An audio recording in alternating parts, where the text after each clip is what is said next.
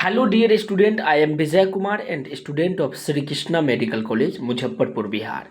Cell the unit of second lecture में आप सभी का स्वागत है। आज के इस लेक्चर के माध्यम से मैं cell the unit of life के सबसे इम्पोर्टेंट टॉपिक में से एक, जिसका नाम है एन ओवरव्यू ऑफ सेल, को काफ़ी डिटेल से बताऊंगा। तो एनसीईआरटी निकाल लीजिए और एनसीईआरटी के प्रत्येक लाइन को लिखते जाइएगा और मार्किंग भी करते जाइएगा एनसीईआरटी में, और उसके बाद जो नोट मिलेगा उसको याद कर लीजिएगा और 5-10 दोस्तों का जो ग्रुप बनाए होंगे उसमें आप डिस्कशन कीजिएगा। चलिए तो यहाँ से देखना स्टार्ट करते हैं। इम्पोर्टेंट लाइन है, इसको एनसीईआरटी में ऐसे ही पढ़ेंगे।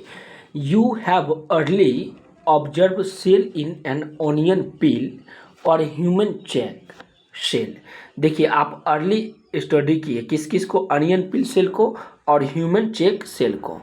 अर्ली क्या किए, किसके अंतर्गत, अंडर द माइक्रोस्कोप, माइक्रोस्कोप की सहायता से प्रारंभ में ही हम लोग स्टडी कर चुके हैं। किसके बारे में, तो ऑनियन पिल सेल के बारे में और ह्यूमन चेक सेल के बारे में। लेट अस रिकलेक्ट दियर स्ट्रक्चर, उसके बाद हम लोग क्या करेंगे, इसके स्ट्रक्चर को रिकलेक्ट करेंगे। The onion cell which has typical plant cell, onion cell कैसा सेल है, तो टिपिकली प्लांट सेल है, ठीक है। Has distinct cell wall and it outer membranes are just within it is cell membrane. देखिए, इसके पास distinct क्या होगा, सेल वॉल होगा। ये टिपिकल अनियन सेल जो होगा वो टिपिकल प्लांट सेल होगा, इसके पास डिस्टिंक्ट सेल वॉल होगा। ये भी महत्वपूर्ण लाइन है, इस लाइन को भी आप याद रखेंगे। और इस आउटर बाउंड्रीज जो होगा, just within it is cell membrane, outer boundary इसका क्या होगा, सेल मेम्ब्रेन होगा। ये किसका प्रॉपर्टीज है, तो अनियन सेल का प्रॉपर्टीज है। सवाल बोल रहा है, ये लाइन बोल रही है कि प्रारंभ में आप स्टडी किए थे अनियन पिल सेल और ह्यूमन चेक सेल, ठीक है। किसके अंतर्गत, किसके द्वारा, तो माइक्रोस्कोप के द्वारा, और उसके स्ट्रक्चर को रिकलेक्ट करते हैं, फिर से जानते हैं। तो देखिए, अनियन पिल सेल जो होगा वो टिपिकल प्लांट सेल होगी और इसका डिस्टिंक्ट क्या होगा, सेल वॉल होगा, और इसके आउटर मेम्ब्रेन को हम लोग क्या बोलेंगे, सेल मेम्ब्रेन बोलेंगे। यहाँ तक समझ में आ गया होगा। फिर आगे का लाइन देखते हैं। The cell of human cheek have an outer membrane as delimiting structure of cell, delimiting structure क्या है, सेल का है।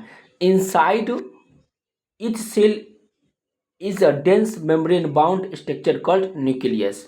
न्यूक्लियस के अंदर जितने भी सेल होगा, प्रत्येक सेल में एक डेंस मेम्ब्रेन बाउंड स्ट्रक्चर होगा। उस डेंस मेम्ब्रेन बाउंड स्ट्रक्चर को हम लोग क्या बोलेंगे, न्यूक्लियस बोलेंगे। तो बहुत इंपॉर्टेंट है, इसको याद रखेंगे। लाइन बोल रही है न्यूक्लियस क्या होगा, तो बोलेंगे inside the cell each cell, प्रत्येक सेल के अंदर एक डेंस मेम्ब्रेन बाउंड स्ट्रक्चर होगा, उस स्ट्रक्चर को हम लोग बोलेंगे न्यूक्लियस बोलेंगे। This nucleus contain chromosome which in term contain the genetic material. बहुत ज़्यादा इंपॉर्टेंट है, और इस क्रोमोजोम के बारे में काफ़ी डिटेल से हम लोग 12th का जो चैप्टर है जेनेटिक्स, उसके बारे में उसमें हम लोग पढ़ेंगे। क्रोमोजोमल थ्योरी ऑफ इनहेरिटेंस में हम लोग काफ़ी डिटेल से ये स्टडी करेंगे क्रोमोजोम के बारे में, ठीक है। तो बताया गया है दिस न्यूक्लियस कंटेन, ये जो डेंस मेम्ब्रेन बाउंड स्ट्रक्चर होगा उसको हम लोग न्यूक्लियस बोलेंगे। ये न्यूक्लियस क्या कंटेन करेगी, तो chromosome beach in term contain genetic material, और यही क्रोमोजोम हम सभी का जेनेटिक मटेरियल को कंट्रोल करती है। क्या आपने कभी सोचा है, अब जैसे मैं आपसे ही पूछ रहा हूँ, या आप जो है अपने मम्मी के समान होंगे, या आप अपने पापा के समान होंगे, या फैमिली मेम्बर में किसी लोगों के हुबहू होंगे, क्या दूसरे जाति के समान होंगे आप, दूसरे जाति इट मीन्स दूसरे लोगों के समान तो नहीं। अब थोड़ा सा मिल जाता है, लेकिन 100% गुण नहीं मिलेगी। 100% गुण किससे मिलेगा, तो आपके माता पिता से मिलेगा। क्यों मिलेगी, क्योंकि उसका जेनेटिक मटेरियल आप में आई है, उनका क्रोमोजोम आप में आया है, ठीक है। तो ये बताती है कि न्यूक्लियस ही जो है, तो सवाल पूछेगा न्यूक्लियस का क्या काम है, तो बताएंगे ये क्रोमोजोम को कंटेन करती है, मतलब अपने अंदर रखती है, जिसके कारण जिसमें क्या होता है, turn contain the genetic material, जो क्या कहते हैं, जेनेटिक मटेरियल को कंटेन करती है। समझ में आ गया, material DNA. Cell have membrane bound nucleus called eukaryotic, बहुत इंपॉर्टेंट है। देखिए, यूकैरियोटिक और प्रोकैरियोटिक में अक्सर अंतर से सवाल पूछा जा सकता है, तो इस बात को याद रखेंगे। एक सेल होगा, जिसके पास मेम्ब्रेन बाउंड न्यूक्लियस हो गया, अर्थात उसका न्यूक्लियस मेम्ब्रेन से बना होगा। मान लीजिए ये न्यूक्लियस, ये क्या है, न्यूक्लियस है, ठीक है। तो इसका मेम्ब्रेन होगा, इसका क्या होगा, चारों बगल से मेम्ब्रेन होगी, पतली पतली पतली पतली, इस तरह से मेम्ब्रेन बाउंड क्या होगा, न्यूक्लियस होगा। तो ये बीच का पॉइंट देखिए न्यूक्लियस, और ये उसका मेम्ब्रेन है। तो उस प्रकार के जितने भी सेल होगा उस सेल को हम लोग क्या बोलेंगे, तो यूकैरियोटिक सेल बोलेंगे। तो कोई भी लोग अगर आपसे यूकैरियोटिक सेल का डिफिनेशन पूछे तो आप बता देंगे, cell which have membrane bound nucleus called eukaryotic. वे सेल जिसके पास मेम्ब्रेन बाउंड न्यूक्लियस होगा उसको क्या बोलेंगे, eukaryotic. Where cell have lack membrane bound nucleus called prokaryotic. बहुत इंपॉर्टेंट है, देखिए वैसा सेल जिसके पास मेम्ब्रेन बाउंड न्यूक्लियस होगा, जिसके पास मेम्ब्रेन बाउंड न्यूक्लियस होगा उसको हम लोग क्या बोलेंगे, तो यूकैरियोटिक। और जिसके पास मेम्ब्रेन बाउंड न्यूक्लियस नहीं होगा, मतलब लेक मेम्ब्रेन बाउंड न्यूक्लियस, उसको बोलेंगे हम लोग प्रोकैरियोटिक बोलेंगे। इन बोथ, दोनों में क्या बताया है, eukaryotic, prokaryotic and eukaryotic cell. In both, दोनों में, यूकैरियोटिक एंड प्रोकैरियोटिक सेल में semi fluid matrix called cytoplasm. Cytoplasm दोनों में पाया जाएगा, किसमें, तो यूकैरियोटिक में भी और प्रोकैरियोटिक में भी। प्रोकैरियोटिक एंड यूकैरियोटिक दोनों में। यूकैरियोटिक किसको बोलेंगे, जिसके पास मेम्ब्रेन बाउंड न्यूक्लियस होगा, और ये यूकैरियोटिक का एग्जांपल है। फिर प्रोकैरियोटिक किसको बोलेंगे, जिसके पास मेम्ब्रेन बाउंड न्यूक्लियस नहीं होगा उसको प्रोकैरियोटिक बोलेंगे। इस दोनों सेल में, यूकैरियोटिक सेल में और प्रोकैरियोटिक सेल में क्या पाया जाएगा, सबसे इंपॉर्टेंट है सेमी फ्लूइड मैट्रिक्स, उसको हम लोग क्या बोलेंगे, साइटोप्लाज्म बोलेंगे। इस सेमी फ्लूइड मैट्रिक्स को हम लोग क्या बोलेंगे, साइटोप्लाज्म बोलेंगे। Occupy the volume of cell, जो क्या करती है, सेल के वॉल्यूम को ऑक्यूपाई करती है। कौन सेल के वॉल्यूम को ऑक्यूपाई करेगी, सवाल पूछा जाएगा तो क्या बताएंगे, तो हम लोग बताएंगे साइटोप्लाज्म जो है वो सेल के वॉल्यूम को ऑक्यूपाई करती है, मतलब उसके वॉल्यूम को ऑक्यूपाई करेगी। कौन, तो साइटोप्लाज्म। किसके वॉल्यूम को, क्या बताएंगे, सेल के वॉल्यूम को। तो उम्मीद करते हैं यहाँ तक समझ में आ गया होगा। तो सवाल कैसे पूछा जा सकता है कि प्रोकैरियोटिक और यूकैरियोटिक में क्या सेमी फ्लूइड मैट्रिक्स जो होगा वो कॉमन होगी, क्या बताएंगे, साइटोप्लाज्म। साइटोप्लाज्म किसको ऑक्यूपाई करती है, तो बोलेंगे उस सेल के वॉल्यूम को ऑक्यूपाई करती है। उम्मीद करते हैं यहाँ तक समझ में आ गया होगा। एक बार देख लेते हैं, क्विक रिकैप करते हैं। हम लोग अनियन पील और ह्यूमन चेक सेल को माइक्रोस्कोप की सहायता से देखे उसके स्ट्रक्चर को रिकलेक्ट करते हैं। देखिए अनियन सेल जो होगा वो टिपिकल प्लांट सेल होगी, और इसके पास डिस्टिंक्ट सेल मेम्ब्रेन होगा। क्या होगा, सेल मेम्ब्रेन होगा, सेल वाल होगी, और आउटर मेम्ब्रेन को हम लोग, आउटर बाउंड्री को हम लोग सेल मेम्ब्रेन भी कहेंगे। ह्यूमन चेक सेल जो होगा उसके पास आउटर मेम्ब्रेन होगा डिमिलिटिंग स्ट्रक्चर ऑफ सेल, जो सेल के डिमिलिटिंग स्ट्रक्चर होगी। उसके बाद हम लोग देखिए प्रत्येक सेल में, इच सेल में डेंस मेम्ब्रेन बाउंड स्ट्रक्चर होगा, जिसको हम लोग क्या कहेंगे, न्यूक्लियस कहेंगे। ये न्यूक्लियस किसको कंटेन करती है, क्रोमोजोम के, जो किसको, turn containing the genetic material DNA. ये जेनेटिक मटेरियल किसको कंटेन करती है, डीएनए को, जिसके बारे में हम लोग काफ़ी डिटेल से 12th में पढ़ेंगे। सेल के पास मेम्ब्रेन बाउंड न्यूक्लियस होगा, वैसा सेल को हम लोग क्या बोलेंगे, यूकैरियोटिक सेल, और जिसके पास मेम्ब्रेन बाउंड न्यूक्लियस नहीं होगा उसको हम लोग बोलेंगे प्रोकैरियोटिक सेल। उसके बाद देखिए दोनों यूकैरियोटिक से, प्रोकैरियोटिक एंड यूकैरियोटिक दोनों सेल में सेमी फ्लूइड मैट्रिक्स होगा, जिसको हम लोग बोलेंगे साइटोप्लाज्म, जो सेल के वॉल्यूम को ऑक्यूपाई करती है। तो उम्मीद करते हैं यहाँ तक का सारा पॉइंट आपको समझ में आ गया होगा। नेक्स्ट इंपोर्टेंट लाइन देखिए, यहाँ से देखेंगे, cytoplasm is main arena of cellular activity in both plant and animal cell. Cytoplasm जो देखे वो क्या है, एक मेन एरूना है, किस किस के भी, तो प्लांट एंड एनिमल सेल का main arena of cellular activity, अर्थात वे मेन जगह है जहाँ पे सेल की एक्टिविटी डन होती है। किस में, तो दोनों प्लांट एंड एनिमल दोनों, क्योंकि ये दोनों में पाया जाएगा, दोनों सेल में। Various chemical reaction occur in it to keep the cell in the living state. Cell जब लिविंग स्टेट में रहेगा तो इसके अंतर्गत वेरियस प्रकार के, डिफरेंट प्रकार के केमिकल रिएक्शन इसमें होते रहेगी। वो प्लांट में भी होगा और एनिमल में भी होगा, और यही उसको लिविंग स्टेट में बनाए रखती है। तो उम्मीद करते हैं यहाँ तक भी ये लाइन भी समझ में आ गया होगा। फिर आगे का लाइन देखिए, बिसाइड द न्यूक्लियस, न्यूक्लियस को छोड़ करके the eukaryotic cell have other membrane bound distinct structure called organelles. Eukaryotic cell के पास अदर मेम्ब्रेन बाउंड स्ट्रक्चर होगा, जिसको हम लोग क्या बोलेंगे, अदर मेम्ब्रेन बाउंड स्ट्रक्चर होगा, उस स्ट्रक्चर को हम लोग क्या बोलेंगे, तो बोलेंगे ऑर्गेनेल्स बोलेंगे। किसके पास होगा, तो यूकैरियोटिक के पास, यूकैरियोटिक सेल के पास।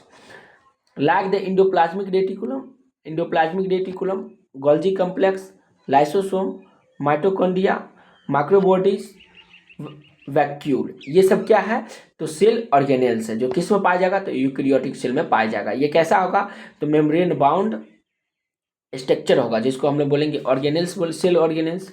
सेल ऑर्गेनेल्स का नाम पूछा जाएगा तो क्या बताएंगे, इंडोप्लाज्मिक रेटिकुलम, या इसको शॉर्ट में ईआर भी बोलते हैं। गोल्जी कॉम्प्लेक्स दूसरा होगा, उसके बाद लाइसोसोम होगा, फिर माइटोकॉन्ड्रिया होगी, माइक्रोबॉडीज होगा एंड वैक्यूल होगा। तो इसको आप नोटबुक में लिख लेंगे।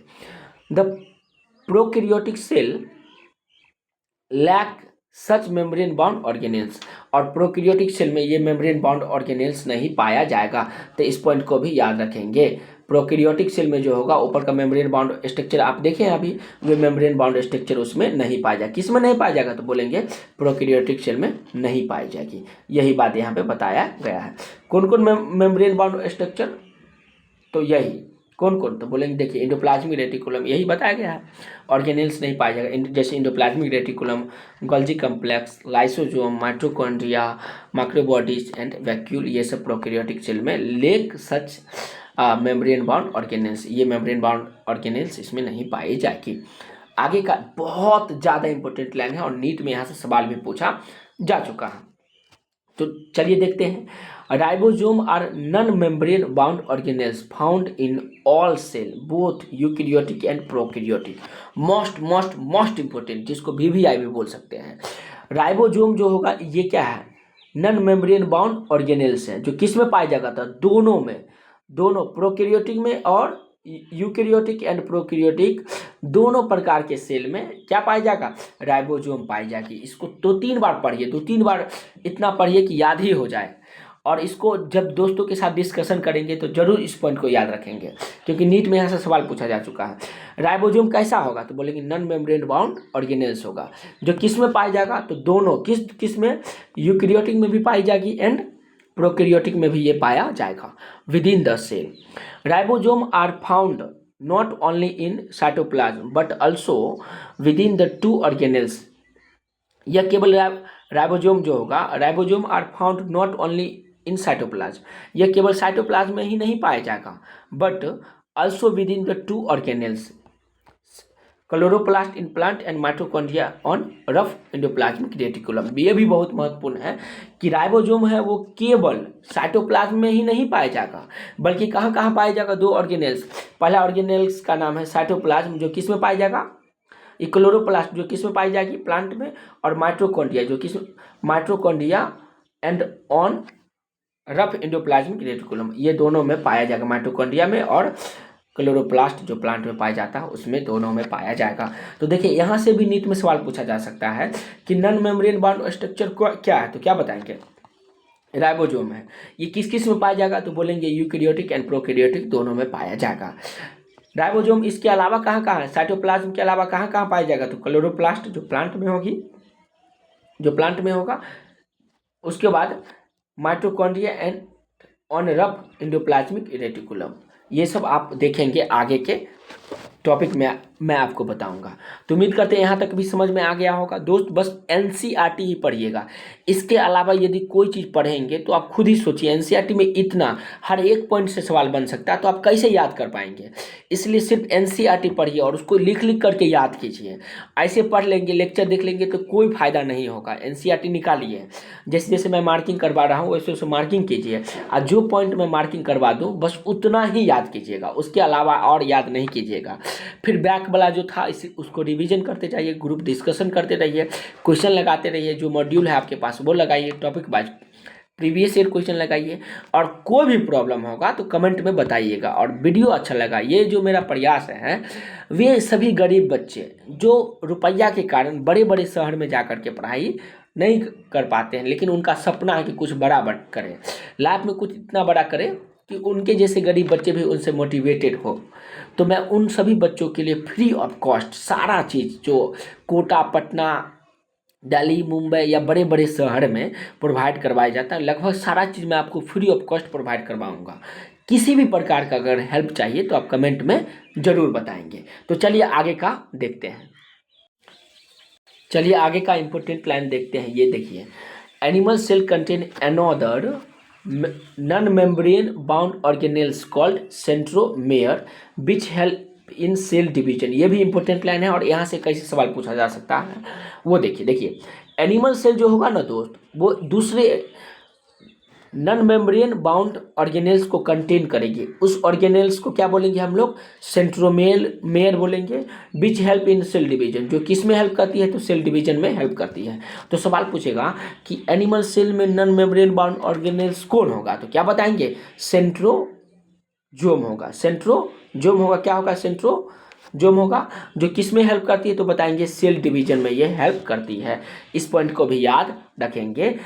सेंट्रोजोम जो होगा वो किस में हेल्प करेगी तो सेल डिवीजन में हेल्प करेगी। ये कैसा स्ट्रक्चर है तो बोलेंगे नॉन मेम्ब्रेन बाउंड ऑर्गेनेल्स है। ये कैसा ऑर्गेनेल्स है, नॉन मेम्ब्रेन बाउंड ऑर्गेनेल्स है। ये किस में पाई जाएगा तो एनिमल सेल में पाई जाएगी। तो ये भी समझ में आ गया होगा। फिर आगे का लाइन देखिए, cell differ gently in size. Cell जो डिफर करेगी इसमें जेंटली साइज में, शेप एंड एक्टिविटी में। ये तीन चीज में क्या करेगी, डिफर करेगी, साइज, शेप एंड एक्टिविटी। जो फिगर 8.1 में दिया गया है एनसीईआरटी के जस्ट इससे नीचे का पेज में देखिए तो उसमें दिया होगा। For example mycoplasma the smallest cell. देखिए उस फिगर को ही मैं आपको, शेप, साइज एंड एक्टिविटी के आधार पर सेल का डिफरेंट क्या होगा, अलग अलग होगा। तो देखिए यहाँ पे फिगर जो बताया गया था 8.1, diagram showing different shape in of the cell. Diagram जो है उसमें डिफरेंट शेप का सेल दिया गया है। जैसे पहला जो सेल देख रहे हैं, ये जो सेल है, ये सेल देखिए, ये जो सेल है, ये सेल, अब देखिए ये जो सेल आप देख रहे हैं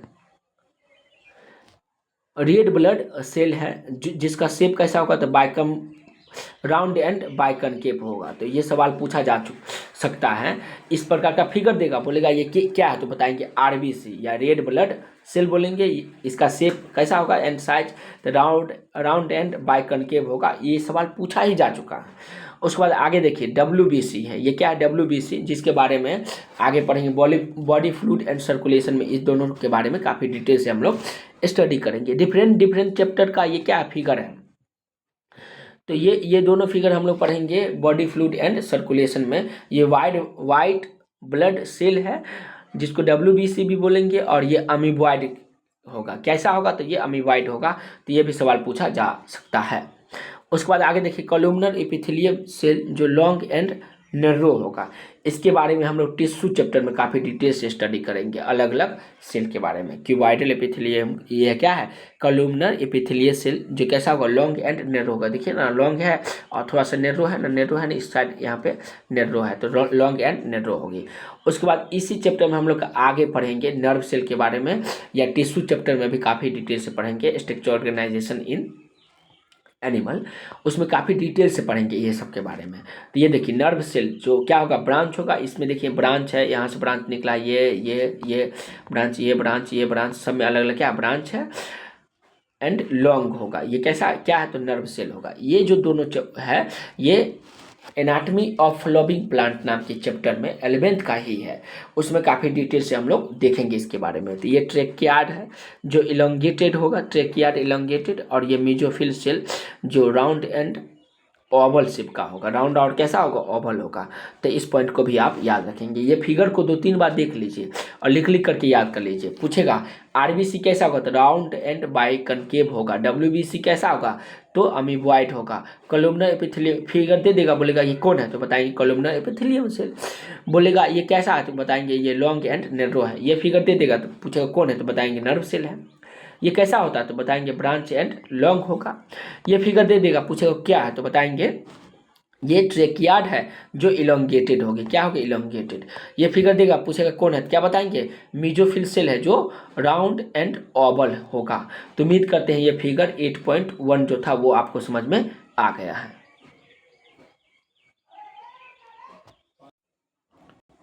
फिगर तो आप देख लिए, चलिए फिर से यहाँ से एक बार देख लेते हैं। और cell differ gently in size, shape and activity, जो फिगर 8.1 में काफ़ी डिटेल से देखें। फॉर एग्जाम्पल माइकोप्लाज्मा जो होगा बहुत ज़्यादा इंपॉर्टेंट है। Mycoplasma the smallest cell are only 0.3 micrometer in length. इसका लेंथ कैसा होगा तो 0.3 माइक्रोमीटर होगा, इसलिए ये स्मॉलेस्ट सेल होगा। विल बैक्टीरिया, जबकि बैक्टीरिया कैसा होगा उसका शेप देख लेते हैं हम लोग। देखिए ये सारा चीज़ हम लोग देख लिए हैं अभी फिगर में, ये सारा चीज़ देखे हैं। उसके बाद आइए बैक्टीरिया के पास। बैक्टीरिया जो होगा, bacteria could be 3 to 5 micrometer. Bacteria का साइज कैसा होगा तो 3 से 4 माइक्रोमीटर में हो सकता है। The largest isolated single cell is the egg of ostrich. Egg of ostrich क्या होगा, लार्जेस्ट आइसोलेटेड सिंगल सेल होगा, बहुत ज़्यादा। स्मॉलेस्ट क्या होगा तो माइकोप्लाज्मा। देखिए लार्जेस्ट क्या होगा तो बोलेंगे largest isolated single cell egg of ostrich, ostrich का एग होगा, ठीक है। एमंग मल्टीसेलुलर ऑर्गेनिज्म, सभी मल्टीसेलुलर ऑर्गेनिज्म में उसका सिंगल सेल जो होगा वो कितना लार्जेस्ट होगी वही बताया गया है। ह्यूमन रेड ब्लड सेल या जिसको आरबीसी भी बोलेंगे अबाउट 7.0 अर्थात 7 माइक्रोमीटर इन डायमीटर। इसका डायमीटर क्या होगा, देखिए डायमीटर ये मान लीजिए आरबीसी थे, इसकी जो डायमीटर मतलब ये होगा, ये इसकी क्या हुआ डायमीटर हुआ। तो ये जो पूरी डायमीटर है इस ये कितना होगा क्या बताएंगे दोस्त, तो 7 होगा, 7 माइक्रोमीटर। ये जो डायमीटर है ये कितना होगा 7 माइक्रोमीटर होगी।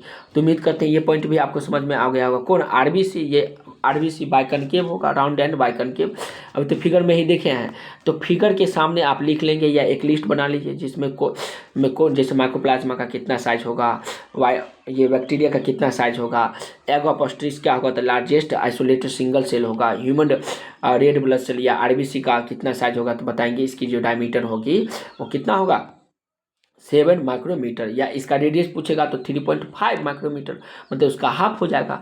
तो उम्मीद करते हैं ये पॉइंट भी आपको समझ में आ गया होगा। फिर हम लोग आगे देखते हैं। Nerve cell are some of the longest cell. Nerve cell जो अभी ये बताएं ये क्या है, लॉन्गेस्ट सेल है।